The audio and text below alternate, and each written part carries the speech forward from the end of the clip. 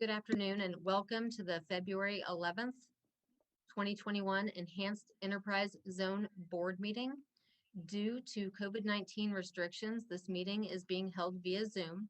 Members of the public may observe and attend the meeting by clicking on the URL at the top of the agenda, and the agenda has been posted.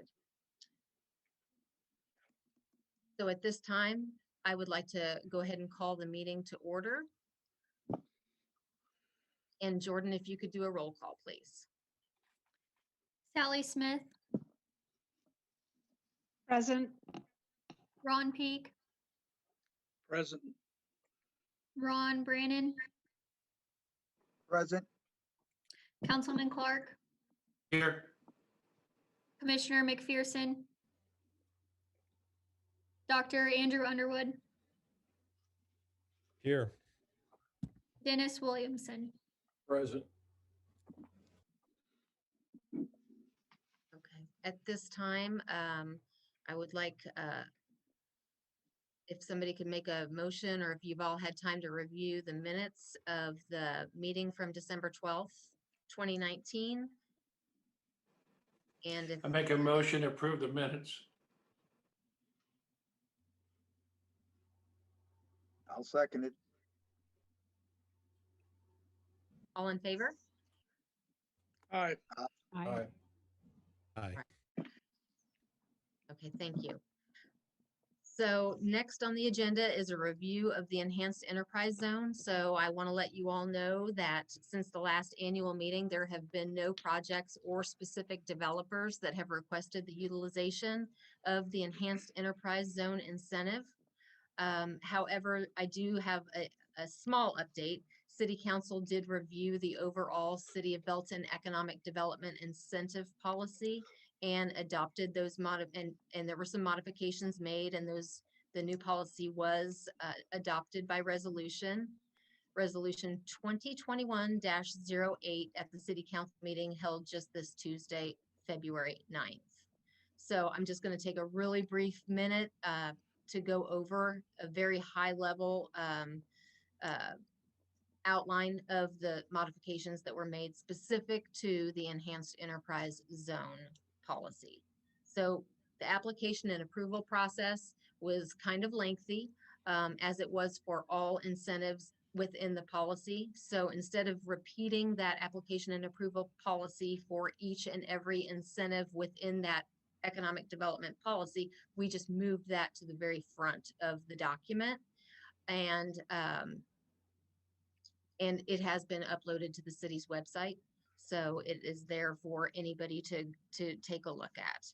And the other thing was all reference to state incentives were taken out. So the Enhanced Enterprise Zone it's a multi-tiered incentive that they can receive state incentives as well as local incentives. The state incentives are typically withholdings on payroll, and that was probably at least 2 pages worth of text that really does not apply to us. We don't have control. The city doesn't have control over that. And so the decision was made in the Belton Economic Development Policy to remove the conversation about what the state does and just concentrate on what the city has control over. And so that all reference to state incentives was taken out. Additionally, there was a chart that had very specific levels of abatement based on specific criteria. And our Economic Development Council, Sid Douglas with Gilmore and Bell, said he'd never seen that level of specificity in a policy. And to give City Council more control with those decisions, it was his recommendation that we removed it, and City Council concurred. And so that chart was removed. There was one other change made. The policy stated that, actually there were 2 other changes made. The previous policy stated that a minimum investment of $100,000 had to occur in the creation of 2 new jobs. And if they did that, then they received tax abatement of 50% over 10 years. And Sid Douglas and City Council, and myself included, all agree that that level of investment and only $100,000 in 2 jobs does not warrant 50% abatement for 10 years. And so we took that out of the policy. And also there were specifics as to the level of investment in jobs, and that was deemed too low. So I just repeated myself there, reading my notes twice. But yeah, so those were the changes that were made just on Tuesday. City Council did adopt it. So that concludes my update and review of the enhanced enterprise zone. And as I mentioned, it is on the city's website, on the economic development website under incentives, and anybody can find it there, and it is the updated form. So with that, if there's no comments or questions, I will move on to the next item on the agenda. Okay, and that is the annual state report. Each year we have to file a report with the state of Missouri, just telling them if there's any new activity within the enhanced enterprise zone, and also listing all of the board members, the current board members. And that was filed with the state in October of 2020. And it stated just that there was no activity, and it listed the new board members. And so now that leads us to the annual election of a chairperson. So last year, I know this board meets once a year at minimum. If we did have a project or a developer who wanted to utilize the enhanced enterprise zone incentive, the chairperson would obviously lead a lot more meetings. But since this is an incentive that has not been used, and since we are at the annual meeting, we will be electing a chairperson. Can I Yes, make a Councilman. nomination? We keep the same chairperson? I second that. Second that? Okay. All in favor? Aye. Aye. Aye, sorry. Abstain. Sorry, Dr. Underwood. All right, Dennis, where Dr. you gonna be at tonight? At Oh, least wait a it minute, I gotta was Dave, not me. All right, and so if there are no questions or discussion, we are at the adjournment part of the agenda. I have a question. This is Dennis Williamson. Yes, We are still in a position where no one has taken advantage of this program. Is that correct? that is correct. Is there any way that someone could do things in arrears? In other words, whenever you come in and you're doing things for all the right reasons and would meet the criteria, but you just came in, you did what you wanted to do as a business and it falls into the guidelines, but you didn't apply early. You just did what you wanted to do as a business person. And then all of a sudden you find out there are some things that you did that would have qualified you for this benefit if you'd have done something in advance. Is that ever available to businesses in that manner? Not that I'm aware of, but specifically with the enhanced enterprise zone, for even the city of Belton to consider the incentive at the local level, the company has to receive an NOI from the state, which is approval. So they first have to receive approval from the state before they can even move forward. Once they receive the approval from the state, at that point, then, we can talk about local incentives.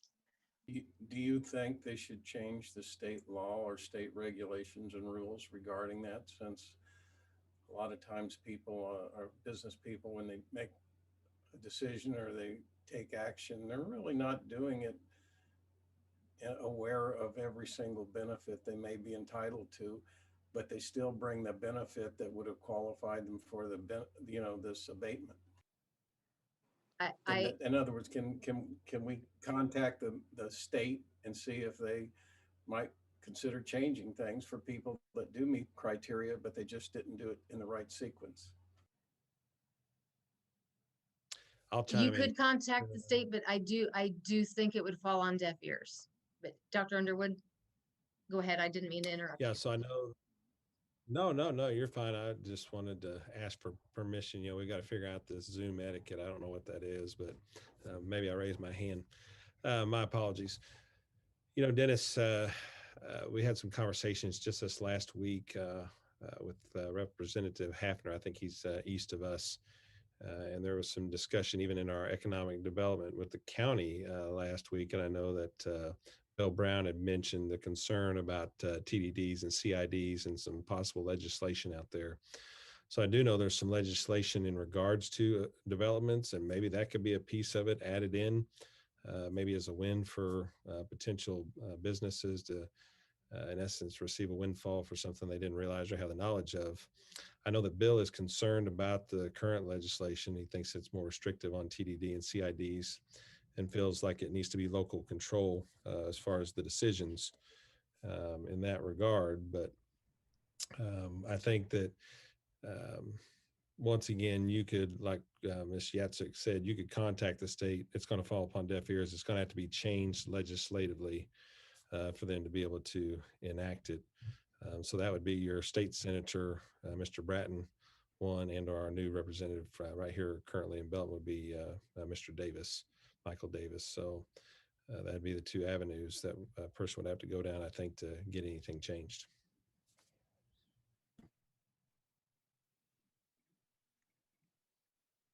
Should we consider making some Carolyn? kind of a approach or I mean, we have had no one take advantage of the program. Mhm. Carolyn, didn't the governor veto the CID? That didn't pass in veto session, did it? The CID did not pass. Correct. Okay. I don't know that I don't know if it was the governor veto, but it did not pass. Yeah, I think he was vetoed it because we moved swiftly to do that one. So I just wanted to make sure. Have we ever had anybody inquire about this coming into We- our community? We have, people are aware, developers are aware. One of the things, I'll list North Point as an example. So, the Southview Commerce Center is in an enhanced enterprise zone, and they chose not to do it, not to utilize it. They chose to utilize Chapter 100 for whatever reason. I think there is a lot of, if you use enhanced enterprise zone with the state, there's a lot of reporting requirements that if they go another route, say Chapter 100, they don't have as many reporting requirements to the state as far as jobs created and and tax withholding on their paychecks.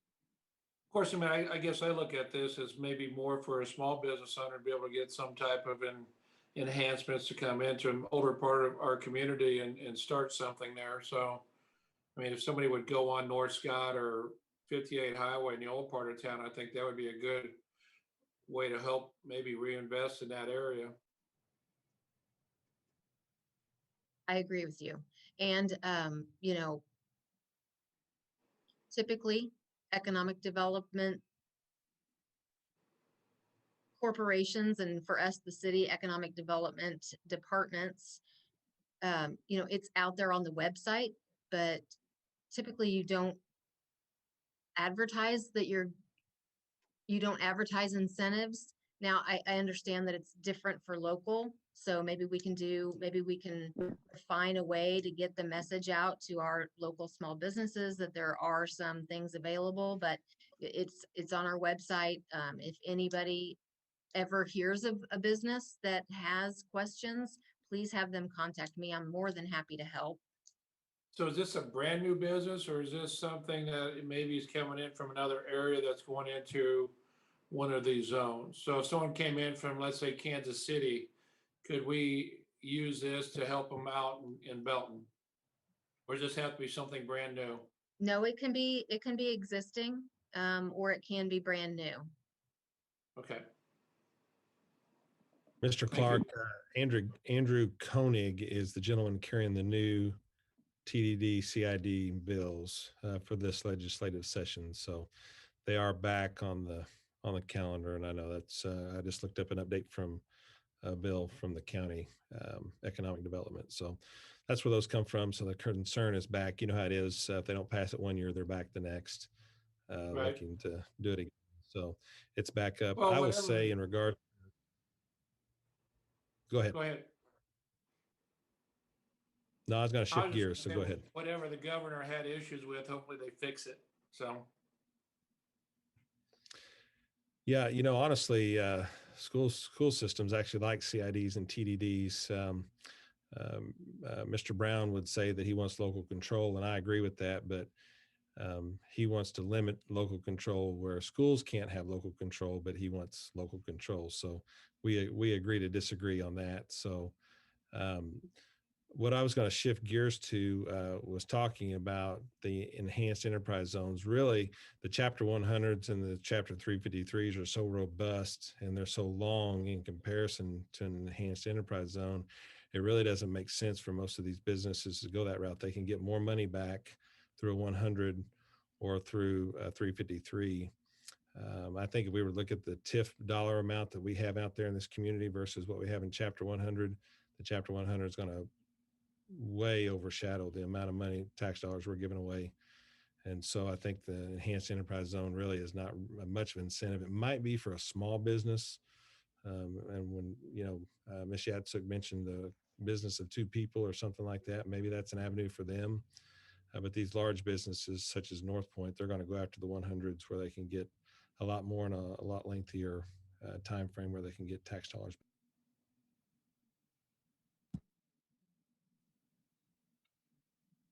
I was You're just making wondering, a comment. Yeah, are you making a comment, Doctor, that maybe this program is maybe it shouldn't be around? I mean, where it's not only underutilized, it's not utilized. Yeah. I think it Well, would be for a very small business. I think that would be the opportunity if somebody wanted to move into Main Street or have a little mom and pop shop somewhere along Scott or something of that. I think that's probably more what this is geared toward, really to try to help those small companies. So if we had that, that would be great, which I love those type of businesses, honestly. I think that your large businesses are going to go after larger dollars. but and I do, didn't we just say though that we changed everything so that it no longer $100,000 with 2 people and made it more difficult? Isn't that what we just did? we gave more discretion to the city council is what occurred. So if you were an existing business or a new business and you were going to create 2 new jobs and invest $100,000, then you would get 50% tax abatement for 10 years. And it was our economic development attorney's opinion and city council's opinion that is not enough investment in the community and not enough jobs to warrant that type of tax abatement. That's definitely a small Sounds to me business like what opportunity. seems to me that would be the only way that it would be helpful if they have to come up with more money and more people hired, then for a small business like we were talking about, we've made it more difficult. It's just not written in there, so they could still come before city council with that level of investment and with those jobs. And if they went through the state and did the NOI with the state and the state approved it, and then they came to get the local incentives, then it would be up to city council. And if it was a local business, it would be up to city council. It's not that they can't do it at 2 employees and $100,000. It's that now it's not written into the policy.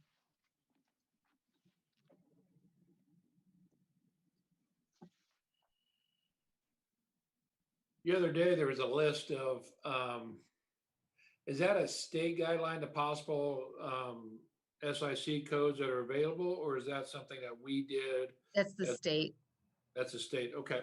It is a state, and good point, Councilman Clark, also regarding the small business, they have to be located within the enhanced enterprise zone. So, and once the enhanced enterprise map was created, when I came on board, I looked at it and the whole east side of North Scott is within the enhanced enterprise zone. The whole west side of North Scott is not. And so I called the state. I thought, I didn't understand why, and I still don't really understand why, but once the boundary is approved by the state, it cannot be changed.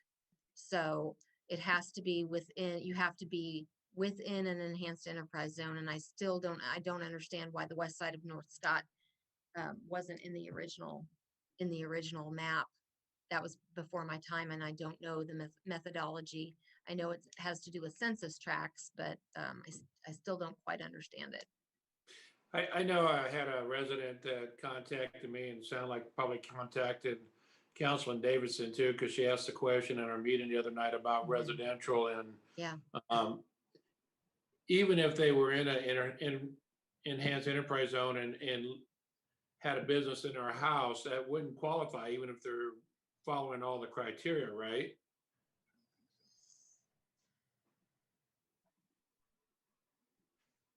I will have to check on that.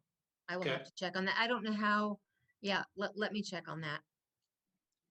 You just got a lot of home-based businesses now, and sometimes, you Mhm. know, someone has a 10-acre plot of land out in the country that's still in it, especially that guy across from Loch Lloyd. If he put a business out there, I mean, if he wanted, you know, if he's gonna add 10 employees, whatever, I mean, is that something that's feasible or not? I will So- definitely check into that and get back with you. I appreciate it.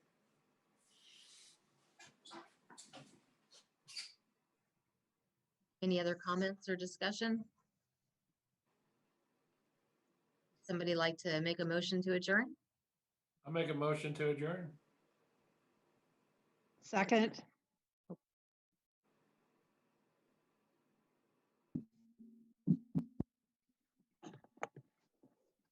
Does everyone agree? Aye. Great. Yes. All right. Well, thank you so much. And Dr. Underwood, I look forward to you serving another term as chair. And we will Maybe see. we'll work in some businesses and I'll ask Dennis to be my co-conspirator. Okay. There you go. Right. Yep. Drum up some business. Willingly. Okay. All right. Thank you all so much. Thank you. Thank you. Bye.